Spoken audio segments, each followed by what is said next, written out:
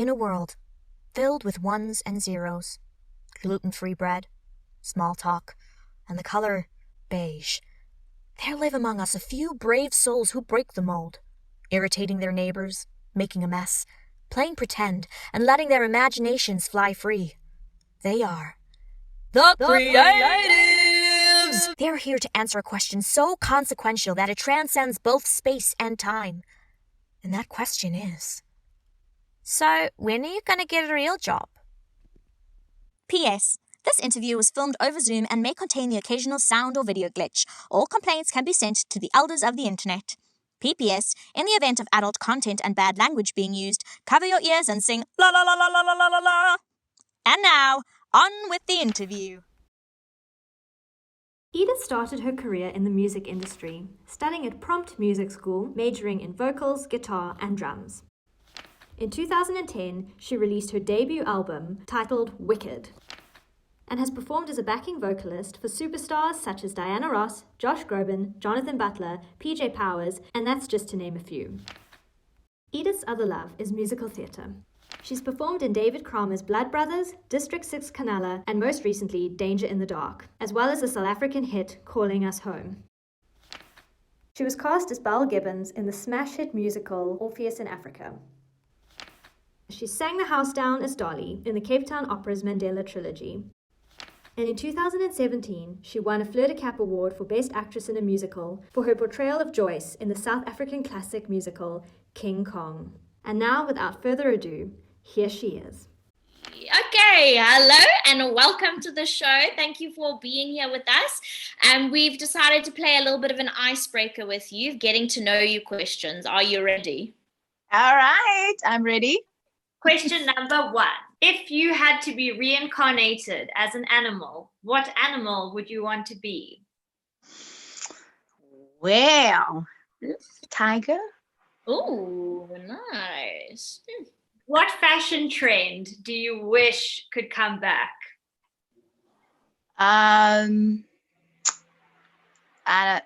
What? Maybe. But it's back already. I mean, a lot of things are back now. What do you call the pants with the wide bell bottoms? I love bell bottoms. Yes, that would be so nice. Question number 3. Who is playing you in the movie about your life? Who is playing me? Whoa, babe. This is interesting. Lerato Mbalasi. Question number 4. What is your dream meal? Sushi. If you had to invent a new holiday, what would the traditions of that holiday be? Hey, during this time, if I were to invent a new holiday, the traditions would be to always laugh, never cry, eat whenever, whatever you want to, and just live as if there's no tomorrow. I like that. Fair enough. Next question. Which musical leading lady do you relate to the most? Okay. You guys. I would say Miriam Makeba. Question number 7. What would your first actions be when the zombie apocalypse strikes the world? Like screaming. Definitely. Very productive. All right. If you were invisible, what would you be doing? Okay, let's keep it. Well, I would be chilling in the rooms where they talk about me. You know what I'm saying? When you go to these castings and these things, I want to know what they say when I leave. You know what I'm saying? So that would be cool. That'd be cool. So you sneak out and then sneak back in and you're invisible. Yeah. helpful for your career. You can hear like what you need to improve on. Exactly. Yeah, that would be so nice. I would love to do that even now. Okay. When you were a kid, what was your biggest dream? I actually wanted to become a doctor. Wow. You're very far from it now, girlfriend. Look at I mean, so far. Right. Last question. What do you think the scariest job in the world is? Right now, being a doctor. That's very true, actually. Yeah. Right sure. now, being a doctor. Yeah. Well, those are my questions. Thank you. Thank you. Thank you, Kimberly. Those were lovely questions. Thank you, Kim. Thank you. Moving right on, Edith, can you tell us, how are you really doing? I'm good. Today, I am good. I have to say, with everything that's happening, it has put a lot of sadness, because being in the industry that we are in, you sort of not used to not interacting. I think the people who could handle what we've been going through so far the best is artists, because there are days when there are months even when we not working. So that sort of, I can deal with this, but we've been kept from interacting, sharing, new ideas where you're actually sitting next to whoever, you know what I'm saying? So that has put a lot of, because I love being around people, that has made me sad a lot. Also, just how everything is just so different now. It happened just like overnight, boom. Life is not, it's not the way it used to be anymore. I had to adjust to so many things that is sort of difficult. So I have good days and I have not so good days. So today I am good. Okay. Yay. Happy to know that today is a good day. What were you doing when Corona struck, career-wise? Where were you at? What projects did you have lined up? When it struck, I was busy with Danger in the Dark. And then thereafter, I had to do children's theater with Marcel and Frederick. So it was quite sad to have to leave Danger in the Dark midway, before it initially had to end, and to not do the next project. It was really, and also, it's work, you know what I'm saying? So it was, yeah, it hit really hard. But when it hit, did you go into like go mode, planning mode? Were you like, okay, I need to do this, this, this, and this? Or were you kind of like, okay, well, there's nothing I can do. I'm just going to sit back and hang out until this is over? Firstly, I have to say, I started to become very, very, very careful with spending. Extremely careful with spending. I also think the fact that we couldn't go anywhere, it was very strict when it started, helped a lot. So I didn't spend a lot. And also I planned. Edith, what are you going to do if this does not end? You know what I'm saying? And let me tell you something. I still don't know what I'm going to do, because all I know is the arts. So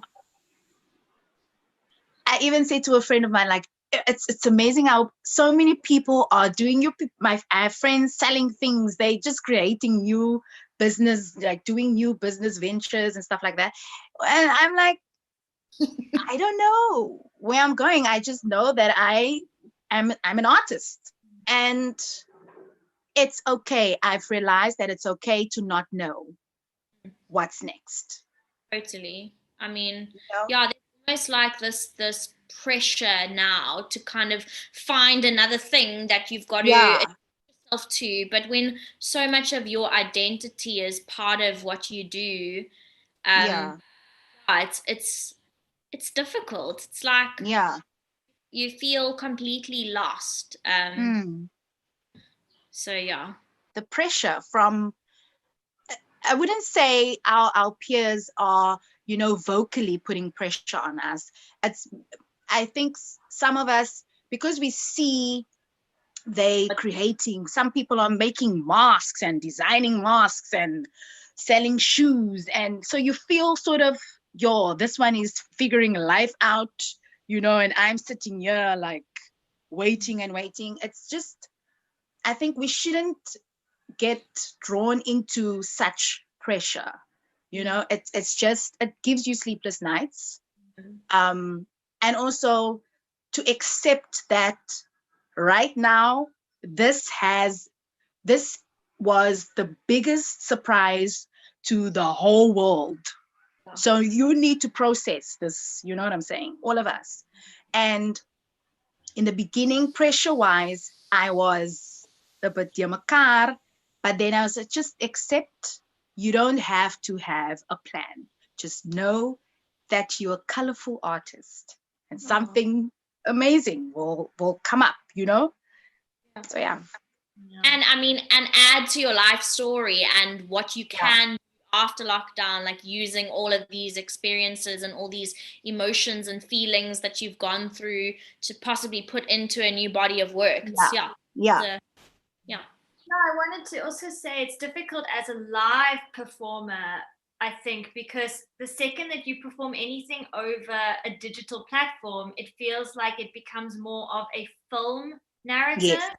And then you also feel like you're like, but I don't know anything about film. I don't know how to produce videos. So then you feel like 2 steps behind anybody who does film. And you're like, but I'm not a film person. But now I'm doing live performance in film. It's super confusing. It is, yeah. So Edith, can you tell our audience a little bit about your background? I mean, from what I read in your bio, you didn't study acting. You studied music. Is that correct? Yeah, I studied music at the a college called Prompt, but they closed down now. I don't know. I never wanted to become an actor. I'm not gonna lie. All I wanted to do was be behind the mic, have a band behind me, and just perform, sing and then I got an opportunity, took it, was still very not sure if, being an actor is something that I would want to do. But then I fell in love with the fact that I can have so many personalities and also be blessed with the fact that I can sing, dance, and act at the same time. That's the best thing. So I have to say, every single project that I get, I enjoy it. I love my job. It's not easy. And I hate it when people say, you just sing, you guys just act. So I hate it. It's not easy, but I love it. I love our work. I love what we do. Really, I do. Because we have to tap into something, some places where we don't want to go. And we also walk into rooms where you sort of shrink and you have to boost yourself to not let anyone see that you're shrinking right now. You know what I'm saying? So I just love this industry. I love the work. About you walking into rooms and feeling yourself shrinking. I want to know, knowing that you didn't have a background in acting, that you studied music, what was your first audition like? Your first acting audition like? Did you feel did you feel like you had a seat at the table? Did you feel like you were equal with the peers that maybe had studied for 4 years, or, you know, had been doing it their whole lives? What were you feeling? I'm going to be so honest right now. I did not believe in myself at all. Firstly, I went into, and I mean, it was very terrifying for me because, hey, these guys, they are trusting me now to Hui dialogue, and I have like no clue how I'm going to reach these people. So it was also very comforting to know that they knew that I did not go and study. Okay. So I was just, let me be the singer on stage and just show them that sort of confident side of me, you know, and yeah, they sort of believe me. They believe me. Sure. It must be scary, like walking into an environment that feels foreign to you and kind of just like taking control of the situation and saying, I'm going to prove myself to you. I can do this. And then you do. Yeah. You must feel like such intense, like, sense of accomplishment that you don't actually need money to study. You just need passion, hard work, and, you know, the right timing in your life. Yeah. And also, I love learning on the job. Basically, that's what I've been doing. I've been learning on the job. Like my university of, when it comes to the arts, is learning on the job and learning from my fellow actors and singers and whatever, you know. I'm one who's not afraid to ask. I mean, Becca, you know, I'm one who's not afraid to ask like for advice, assistance when it comes to me not understanding a certain character. You know what I'm saying? You get some people who have pride and they're not gonna, you know, show that sort of side of themselves. But me, yeah, if I trust your energy, I'm gonna be like, hey Becca, so what did you think of that? Where can I improve or whatever, you know?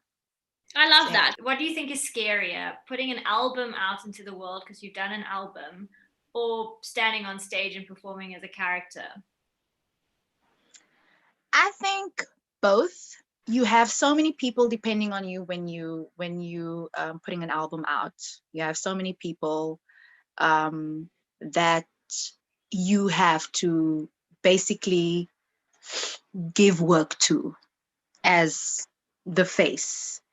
And then also being on stage, playing a character, making yourself so vulnerable. Because, you know, hey, I'm getting goosebumps now. It's not easy to let go of certain characters. I've come to learn that you need to leave whatever character that you play at work. And sometimes if you don't know how to do that and you make it part of your life, it's tricky. And I think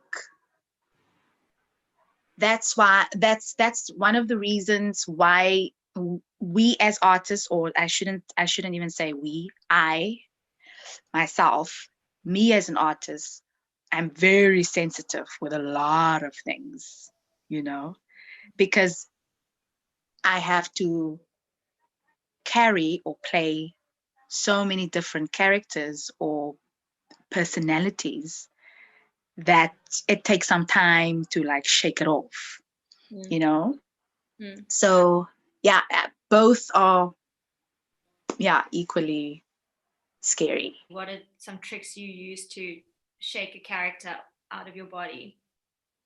I literally would look in the mirror before leaving the theater and be like, let's say, for instance, I played Belle Gibbons. I went, Belle, you staying here tonight. Edith Sure. is going home. Sure. Literally, I speak those words. Yeah. Wow. So tell us a little bit about your Fleur du Cap, please. Tell us about the role you played, kind of the audition process for you. Did you know that you were going to get it? Yeah, just tell us a bit about it.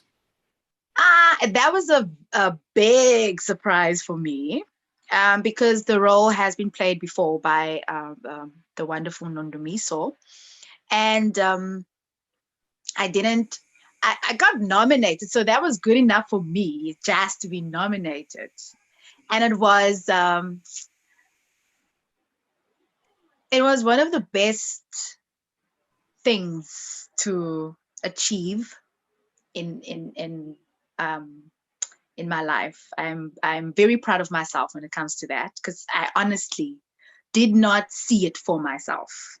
So it's really comforting to know that people, sort of believed in me in that way. Auditioning for King Kong, I didn't think I would even be in that musical because it's so huge. And when I got the call that I got the role, I cried. Oh. Because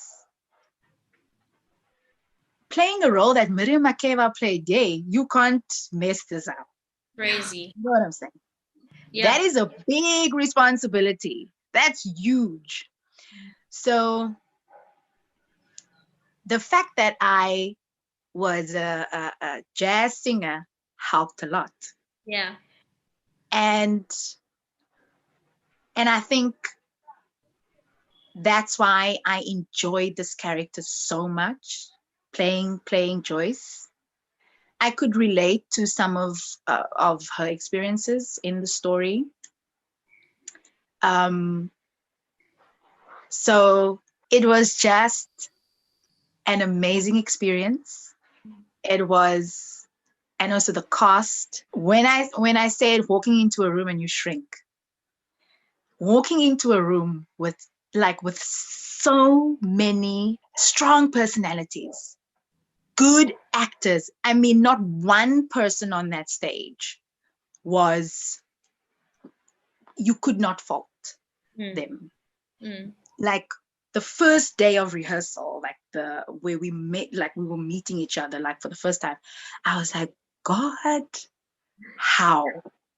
Everyone, the energies, the personalities, it was so big, but it wasn't people who are full of themselves. It was just people who they knew what they were doing. They showed it, they believed it. You could see it and you could feel it. And also the fact that everyone was so open to receive from each other. It was just everything for me. It was just everything for me. And I think because of that experience, because I've learned through that experience to receive from others when it comes to steal lessons from fellow actors that I think I should apply to how I move around in this industry. That's why I just, if it's good, I take. You know what I'm saying? Yeah, it was prachtig. I love that. It gave me goosebumps. I mean, just imagining that rehearsal space and coming into that space. It's exciting. It makes me both excited and incredibly sad that we don't have that at the moment. And the feeling of coming into a rehearsal room for the first time and meeting everybody and hearing the script for the first time and just that energy of getting to build a show from scratch. It's just amazing. Yeah. Who have been your favorite people to rub elbows with and steal lessons from? I would have to say Bianca Flanders, Monique Rockman, Dean Bali, Mm. There's so many. Dolly Lowe, Ziyanda Yako, geez, Andile Gumbi, gosh, bless his soul. There's so many people that just, they weren't stingy with what they know. Those are the few people that I can literally, if there's a new project that I am not familiar with, I can literally pick up the phone and say, listen, school me, you know. I appreciate them very much. I learn from them still, even though that we're not performing right now. Just the little things that they do to keep sane during this time. There's Dean, who he's rapping these days. This guy, Dean Bali's rapping these days. And he has this thing where he's sending everyone his music via WhatsApp. It's so inspiring. The other day, I actually cried because he wrote this amazing verse, right? I actually think it would be a great musical. And I cried and I let him know, Dean, I had to make sure, is this you? And he's like, yeah, I'm rapping these days. I said to him, this is amazing. The story, the creativity, the fact that we finding out these days that we can do more than what people think we can do as artists is just wow. I have someone who is busy writing a movie. Wow. I mean, how? You didn't expect that that's the route that you would be going in, you know? And this lockdown, this pandemic has taught you like, hey, you're more than what you think you are. You know, it's just amazing. And so, like, it's so awesome to have those kinds of people form part of your circle, because they make you to be a better person and a better performer, and absolutely, you know, constantly soak up everything they can give you. I love that. That's amazing. You're very, very lucky to have those kinds of people in your life, and I'm sure that you are that kind of person for them too. So I hope so. So Edith, I would like to know, you have a lovely son that you've got to worry about. Obviously, he's doing some homeschooling. I'm imagining he's not back at school yet. How do you, Edith, as a mom, get your brain around the fact that you have to take care of this little boy and you have to stay motivated as a human being in order to motivate your son? How do you even do that? You know, I've learned so much from my little one, like the last couple of months. He has been, how can I put this now? He has been so understanding, helpful. It's been tricky getting him to do his homework because routine has changed. I'm not gonna lie, I've been struggling. But he has been so supportive. He is my cameraman when I have to do self-tapes. He reads some lines for me. He plays child when I need a child in self-tapes, you know what I mean? He is very helpful, thoughtful, and patient. And there were some days when I lost all of that, being understanding, being patient, because, you know, every day hits you different, or hit me different during this time. The balance, he made it easy for me. Balancing him and me having to sort of focus on the rest. He has been the best support. He knew exactly when he calls me mother. He knew exactly. He knew exactly when today it's not a good day. and he would not do the things that he shouldn't do. It's amazing how observant that little boy is. I mean, even earlier on, I say to him, I just need a cup of coffee. And he's like, what do you mean you need a cup of coffee? Where are you getting this coffee? Are you going out? I'm like, Eli, why are you so worried about me? And he's like, of course I have to worry about you. You worry about me, so I need to return the favor. I mean, that's just beautiful, you know? I was like, this child, whose child are you? Right. Where do you get these nice manners? Is he interested in the arts at all? And if he were to be interested, would you, I mean, support him in going into an industry that you know might not be as lucrative and financially, of course, but also so unstable? He has been showing that lately that he's interested in the arts. Okay. I'm allowing him to be. However, I would like for him to have stability, because you need to be mentally strong to be in the arts. I mean, like I said earlier on, we constantly as artists have to motivate ourselves, like most of the time. Some of us, we don't have people who can do that for us, so we have to depend on ourselves to push ourselves to get up and make that self-tape, even though today is not a good day. To even you didn't get that job to go and do the next casting, even though you know that you wanted the previous one. So for that reason, I would love for him to just steer in a different direction.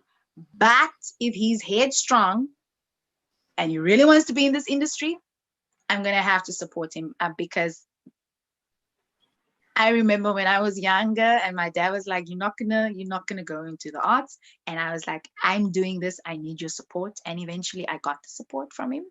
So I think I would give my son that. Okay. That industry. I don't know. Yeah, it's a whole nother ball game, hey? Yo.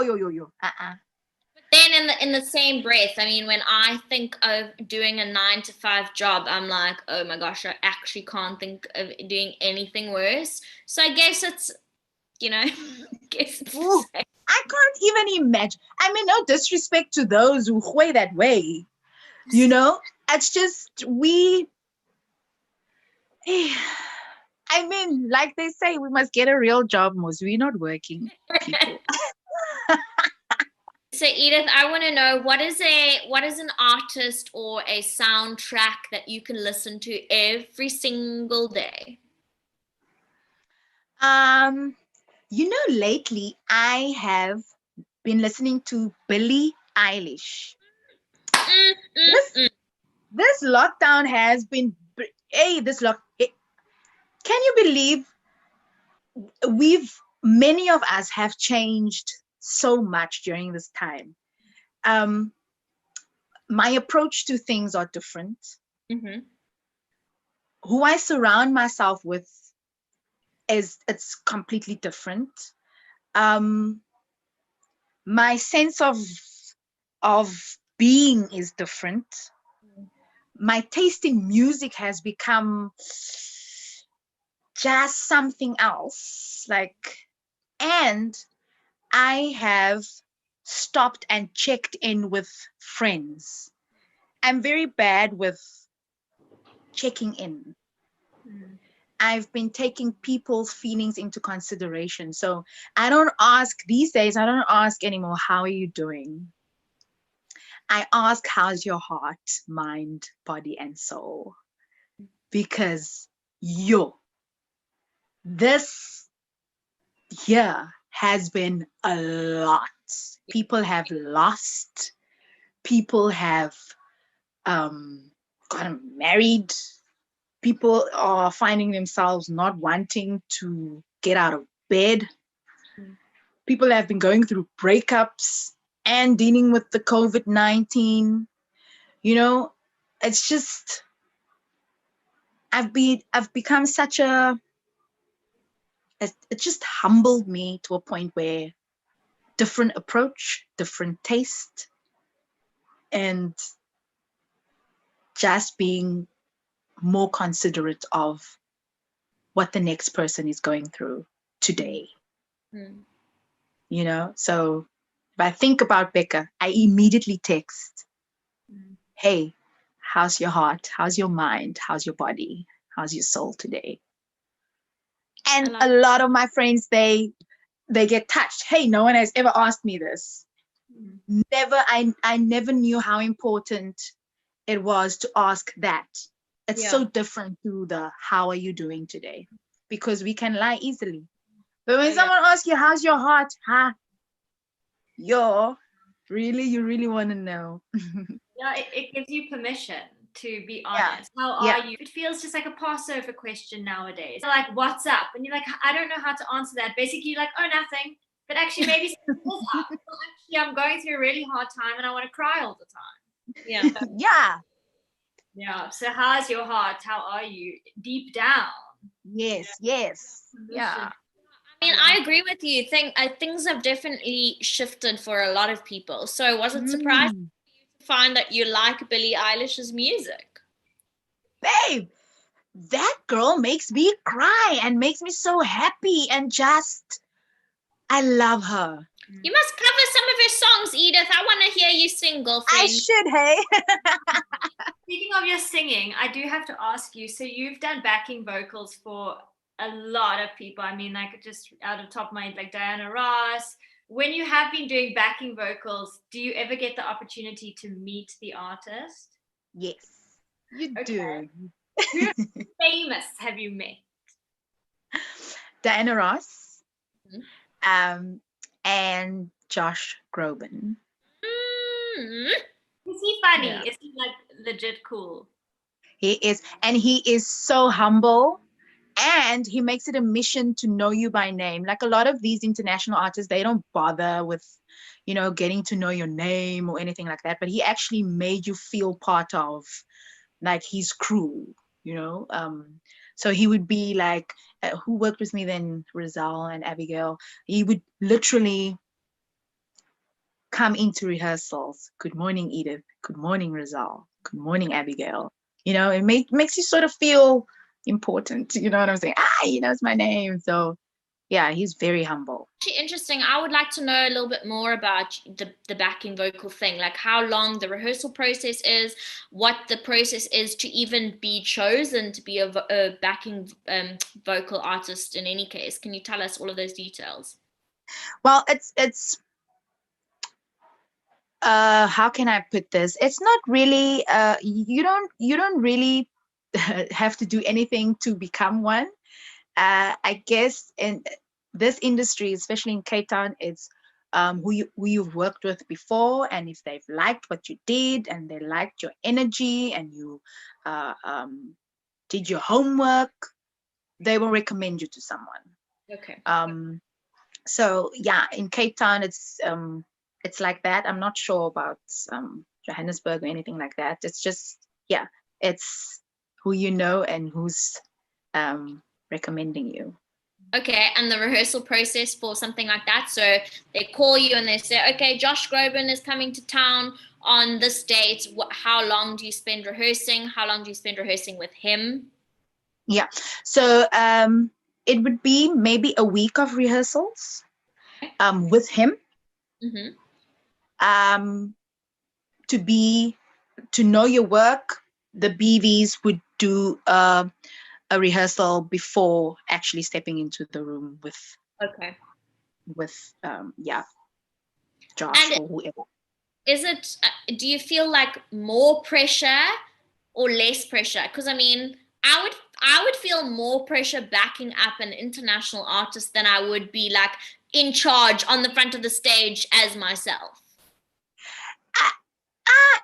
It's chilled. It's when you know your work, you've listened to your harmonies and everything. Once you know your work, you're very chilled. You're confident.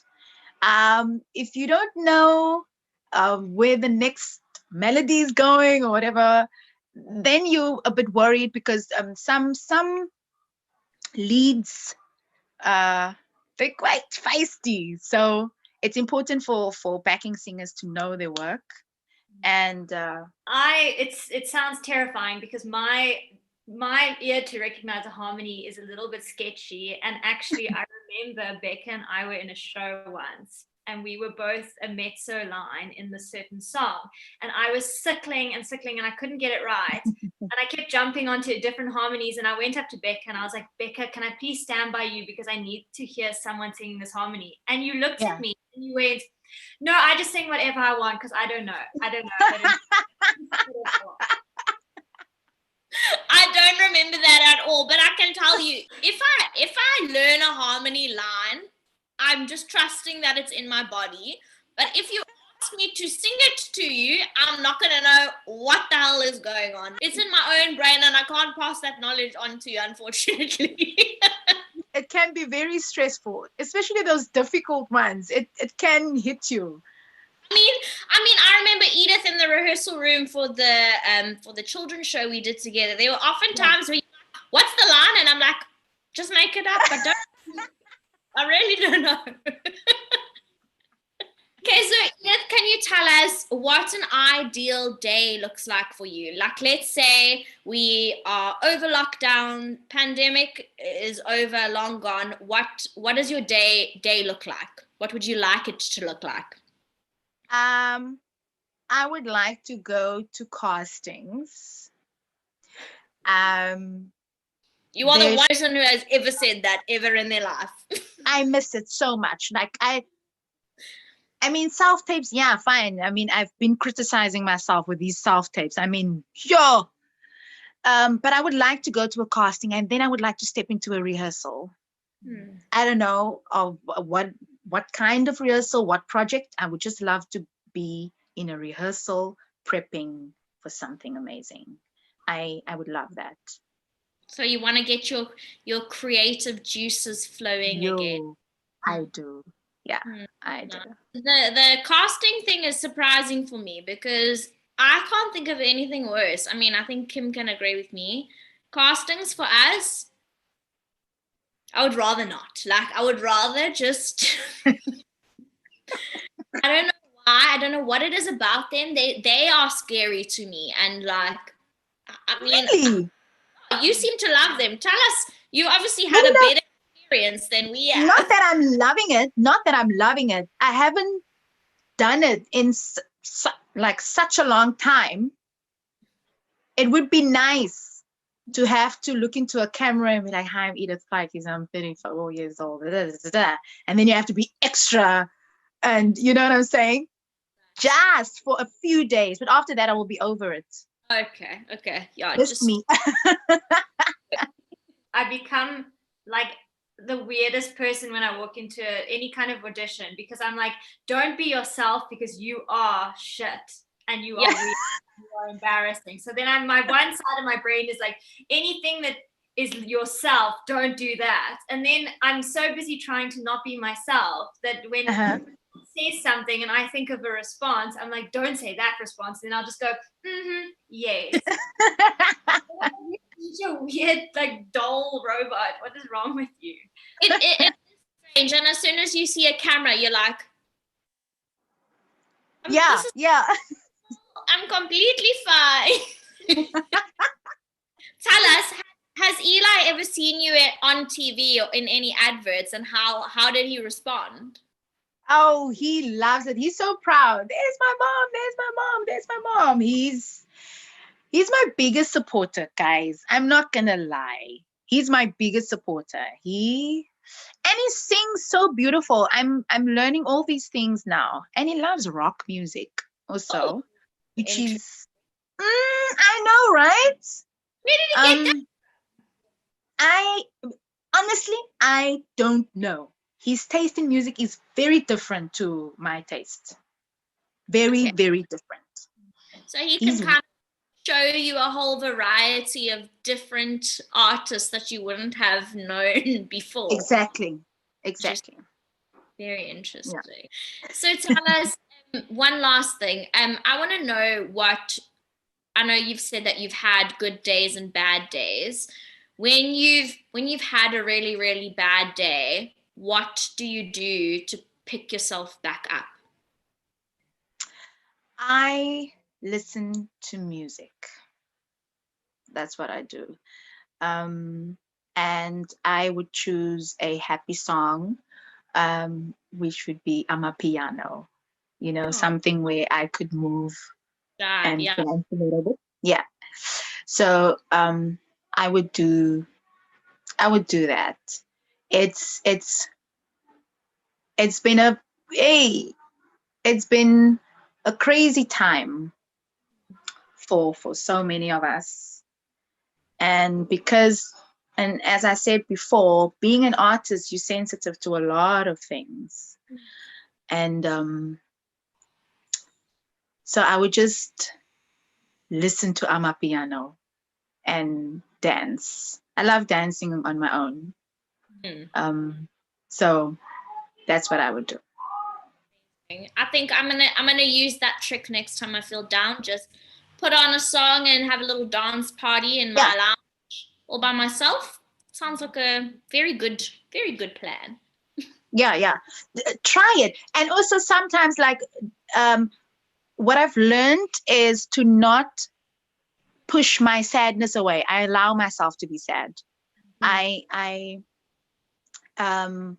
When I cry, I'm gonna cry. If it's gonna be me crying the whole day, I'm gonna cry the whole day. I'm not gonna force myself to feel better immediately. I don't know. I've never been like this before. I've just learned now during this time to just accept certain things. Embrace it. Don't beat yourself up because today or the next 2 weeks are not good weeks. It's fine. It's okay. Stop putting, and I think it's because I think as artists, we have to get back up so quickly. You know what I mean? So we hard on ourselves when we do have those low moments and we stay there too long. We're like, hey, you can't be there. But now this time, because you have so much time on your hands, it's okay, man. It's okay to be sad.